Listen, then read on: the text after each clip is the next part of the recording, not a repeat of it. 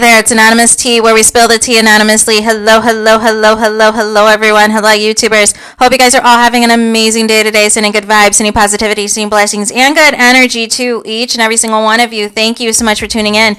So today we are talking about a viral pastor for all the wrong reasons. Anything I say in this video is alleged in my very, very personal opinion. This is for entertainment purposes only. None of this is ever personal. The Copyright Act of 1976 is in the description. Also, you guys, couple housekeeping things. It is free to follow me, you guys. Free to follow me here at Anonymous Tea, this current channel, my other channel, Anonymous Tea Podcast. There's stuff coming today, I promise. And my TikTok, Anonymous Tea Podcast, as well as on the gram, Anonymous Reality T, you guys. Again, do not forget to follow me on all my platforms so you guys can be staying up to date on what I've got going on these streets, you guys. So speaking of streets, we need to talk about a pastor going viral for all the wrong reasons and basically shaming a pregnant woman. Let me guess off the rip without even, guessing the denomination or any of that. Probably not a Baptist church. All right, let's get to it. So, it says, video of church shaming unwed pregnant woman sparks heated backlash.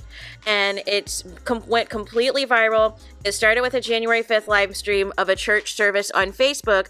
In it, a young woman who is fighting back tears stands in front of her church congregation, publicly confesses she is pregnant and unmarried, and apologizes for it. Gives an apology to the church. The church apologizes her short revelation, and then her pastor proclaims that neither the church nor her own mother can host a baby shower or any celebration of new life, and better not attend one either. The resulting outrage on social media is raising questions about Black church traditions, shame, and grace. What this pastor did was not biblical, was disrespectful, and shameful over that pulpit, one commenter wrote over the church's Facebook page. That pastor is dead wrong. This is not Bible. This is control and manipulation, wrote another. Sir, you need to repent. But Reverend Terry Jackson, pastor of True Vine see, I told you guys, Apostolic Church of Christ in Hampton, Virginia, has the support of the young woman's mother. You are all interrupting my peace and causing more damage than good. You are showing up, disturbing my church, my beliefs, and disrespecting my pastor, wrote the mother, D. Miles, on Facebook in response to critical posts. Miles wrote that she stands by what she's been taught and raising her daughter to do the same. We were not forced or manipulated to stand before the congregation, she wrote. My daughter willingly approached the congregation and was welcomed and embraced with open arms. A deeply disturbing scene. Reverend Terrence Rogers Sr., senior pastor of Gethsemane Baptist Church in West Baltimore, also was incensed that he wrote a letter to the pastor in question, emphasizing his own pain while watching the video. See, I told you, a Baptist church is going to get you together, you guys. I am telling you. I'm telling you. They would have, I'm telling you. Oh my gosh, I cannot wait. Watching her stand there teary-eyed as she apologized for being pregnant was heartbreaking, he wrote.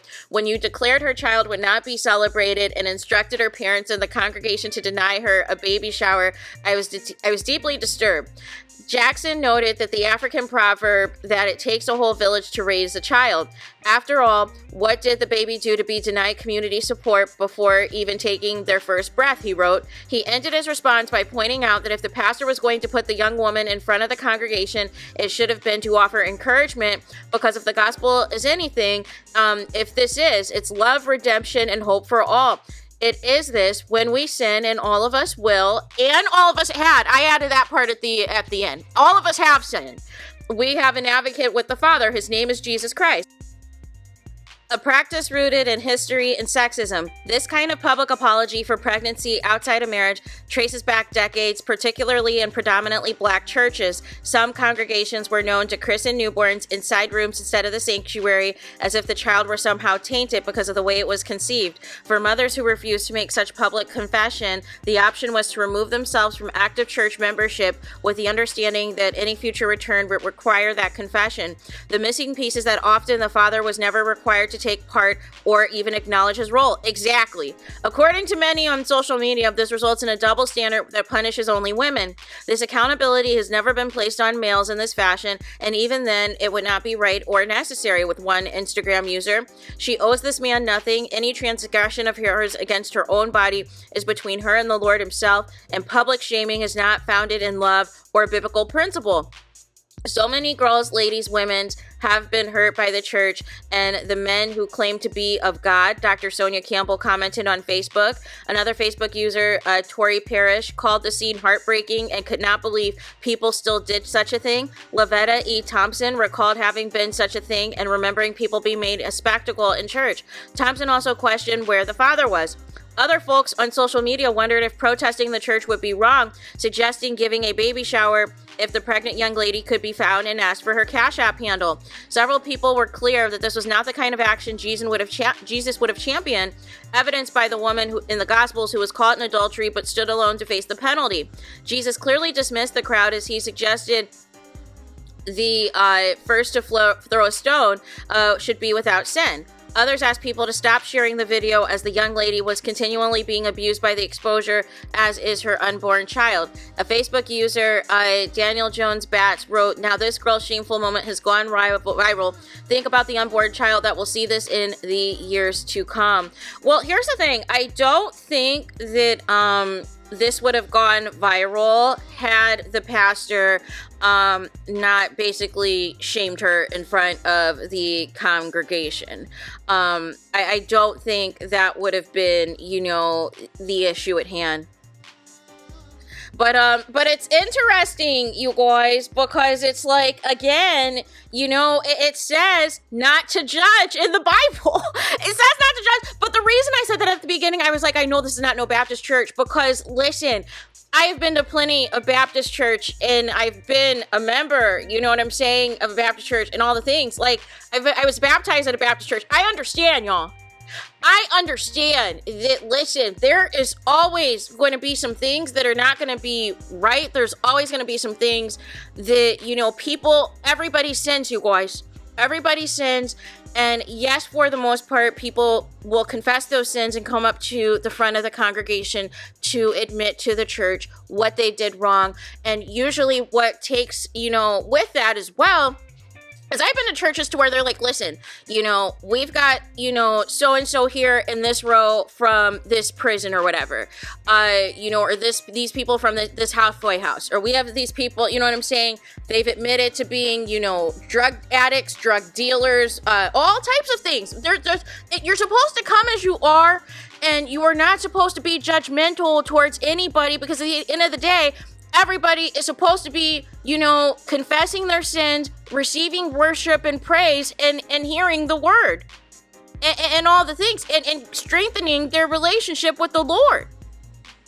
But how is it a safe space, what's supposed to be a safe space, to come to the front of the congregation and admit, hey, I was doing this. I got pregnant out of wedlock. Please forgive me, church. All this and that. I'm going to be an unwed mother. And the pastor's like, thanks, but no thanks.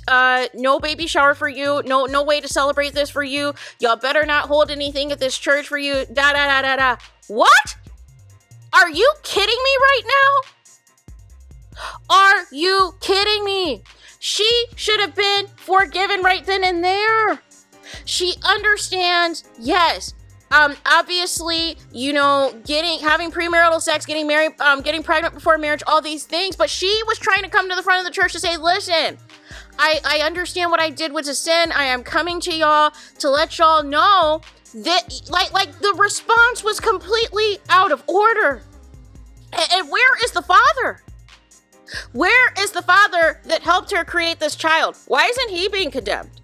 Why isn't he being dragged anywhere? Why does it always have to fall on the black woman to have this responsibility for all this stuff? As if it doesn't take two to tango. She didn't create the baby by herself. Where's the guy at? And what's going on with her mom? I understand the piece, yes, that the more viral this has gone, it has caused probably some more, whatever else, some more negativity towards her daughter and everything else. However, her agreeing with the pastor is not it. I am telling y'all, if this was a Baptist church, just like I read in that article about the Baptist pastor that had reached out to him. Oh, if he was a Baptist pastor and this was like in a certain community or whatever, they would have voted to make sure he stepped down. Whoever the head bishop is, whatever in however that works in their community, in their county or city or however that works, they would have voted to make sure he stepped down and said, this is not okay, because they've made other Baptist pastors step down for less. So nonetheless, none of this is okay, you guys. This is not how it's supposed to be. And it sucks because, again, it's bad enough that the Black church is getting dragged in social media as we speak about several people who are finding ways to, not go to church anymore, not go to, not be close with God anymore, all these things. And they're getting caught up by seeing some of these mega churches and thinking that it's a money grab and thinking that certain pastors are just out here just trying to scam you or trying to force you to spend all this money. Meanwhile, they live a life of luxury. And now you add something like this that goes viral, and now it brings in the connotation that if you go to any Black church, that this is how you're going to be treated if you want to come to the front of the congregation and admit a sin that you've done. Or you want to join that church and you want to give a personal story about something to where you were not right with God. This adds fuel to the fire. But I honestly believe, you guys, had the pastor did not go on this other rant and basically contemn this girl and basically embarrass this girl, we would not have seen this video. We are seeing this video because it obviously upset some of the church members that were at the service, that were here at the service. Because there was even one, and I didn't have this clip, but I saw one where one of the members of the congregation, he was filming the pastor after the service and was like, listen, what you did up there wasn't right, and I'm going to make sure that this goes viral. What you did was not right. It was inappropriate. I'm coming to you man to man that what you did to that girl up there was not okay. So I honestly believe had that response been different, we would not be talking about this. And this live stream of the service would have stayed where it was. But because, this happened, and I think he also said too, he was going to try to make sure people, stayed away from his church or whatever, or that they lost membership, because he said that he used to be, a member of this church when it was called something else, when it was a different type of church or whatever. And, he was really disappointed. Now, I think two things are going to happen here, right? Hopefully there are people who are reaching out to the lady for support and everything else. But it's going to be interesting now, heading into the weekend, what the next church service is going to look like, you guys. That is really going to be the tea. Are there going to be more people that are going to be tuned in to see what is going to come of, the aftermath of this? Because even though this happened, we're gonna have to figure out how this is going to go, right? Because this just happened on the 5th. This just happened this past Sunday. So are more people going to attend this church to see what the spectacle is, or more people are going to watch online to see if the pastor addresses this, and then the viewership will drop back off because it streams live on Facebook, right? Or is something else going to go down? Or is he going to lose membership? Or are people going to boycott and protest this church as a result of this? I'm going to keep you posted because, I'm going to see what's taking place.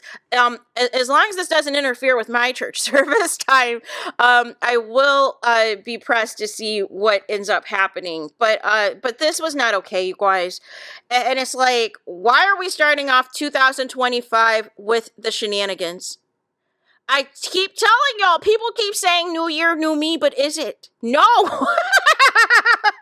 It is no, because how are you 5 days into the new year popping off like this? It's not necessary in front of your own church, in front of your own congregation. Make it make sense. So there is that. Let me know your thoughts in the comments. Please do not forget to like, comment, and subscribe. Hit the notification bell so you're notified the moment I post new content on my channel. And with that being said, I'll talk to you guys again very soon.